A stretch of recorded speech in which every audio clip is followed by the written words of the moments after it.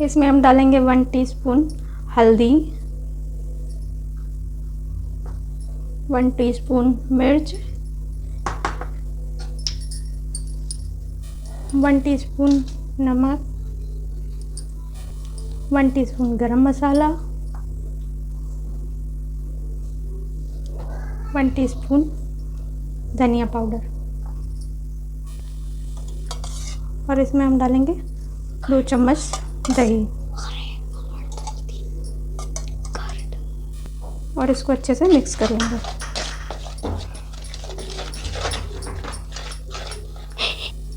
ये देखिए अच्छे से मिल गया है। अब मैं इसमें भिंडी डाल दूँगी। भिंडी मैंने 400 ग्राम ली थी, धुल के अच्छे से पोंछ के रखा था। छोटे छोटे पीस में काट लिया। आपको जैसा भी शेप पसंद हो आप वैसा काट सकते हैं। तो इसको सारा इसमें डाल दूँगी और फिर अच्छे से इसको मिक्स कर देंगे। ये देखिए अब अच्छे से मिक्स हो गई है।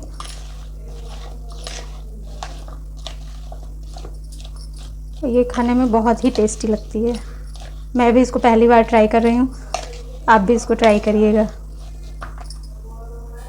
और अब मैं इसमें डाल दूँगी 1 टेबल स्पून ऑयल और इसको अच्छे से गर्म होने देंगे। देखिए ऑयल अच्छे से गर्म हो चुका है, आप ऐसे करके देख सकते हैं। अब मैं इसमें भिंडी डाल दूँगी फ्राई करने के लिए।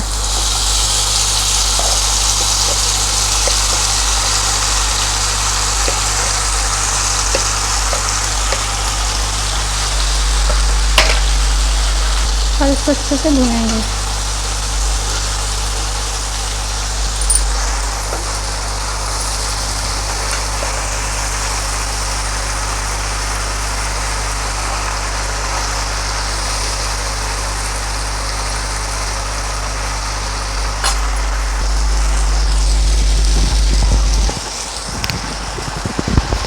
और इसको अच्छे से चलाते रहिए थोड़ी थोड़ी देर तक।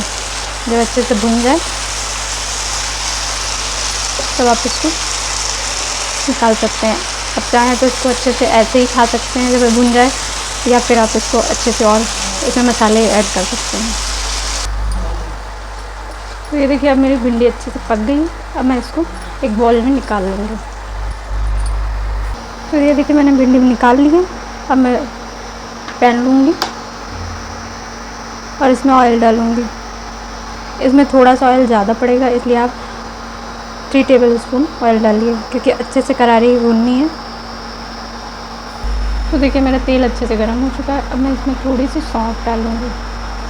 आप चाहें तो जीरा डाल सकते हैं, लेकिन सौंफ से अच्छा टेस्ट आता है।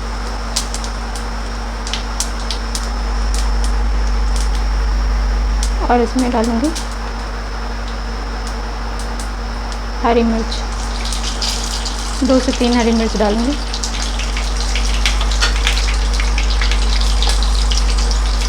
और अच्छे से पका लूँगी।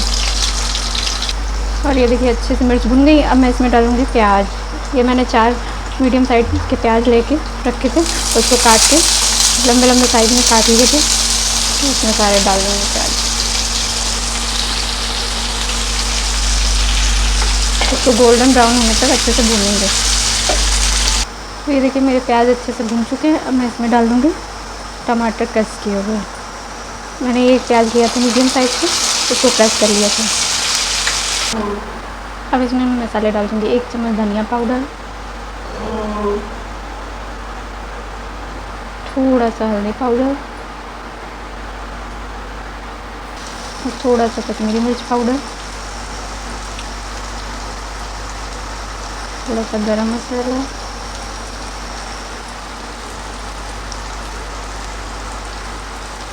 मैं इसको अच्छे से चला दूँगी और थोड़ा सा 1 मिनट के लिए ढक के छोड़ दूँगी। आप चाहे तो इसमें टमाटो प्यूरी भी डाल सकते हैं।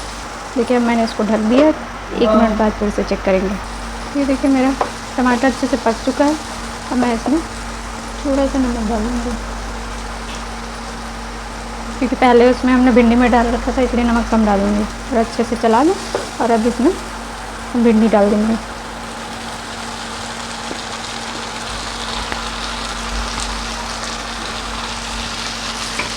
और अच्छे से चला दें।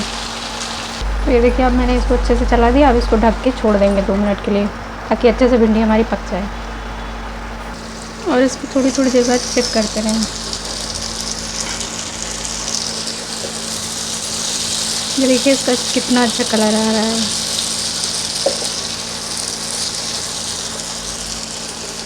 मैं इसमें थोड़ा सा अमचूर पाउडर डालूँगी। अमचूर पाउडर आपके पास अगर नहीं है तो आप इसमें लेमन जूस भी डाल सकते हैं थोड़ा सा, एक।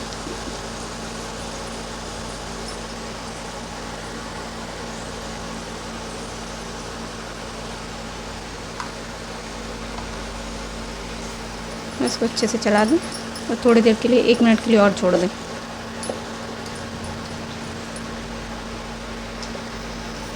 तो ये देखिए मेरी भिंडी कितनी अच्छी देखने में लग रही है। अब मैं इंडक्शन ऑफ कर दूँगी और इसको सर्विंग बोल में डाल दूँगी। आप चाहें तो इसमें धनिया पत्ता भी डाल सकते हैं। ये देखिए मेरी भिंडी अच्छे से बनके तैयार है। इसमें प्याज भी दिख रहा है, भिंडी भी अच्छे से दिख रही है। और आप प्लीज़ इसको एक बार ट्राई ज़रूर करिएगा और कमेंट में ज़रूर बताइएगा कि कैसी बनी। थैंक यू दोस्तों मेरे चैनल पे आने के लिए। तो प्लीज़ एक बार नए तरीके से भिंडी ज़रूर बनाइएगा और बताइएगा कि कैसी बनी है। थैंक यू दोस्तों।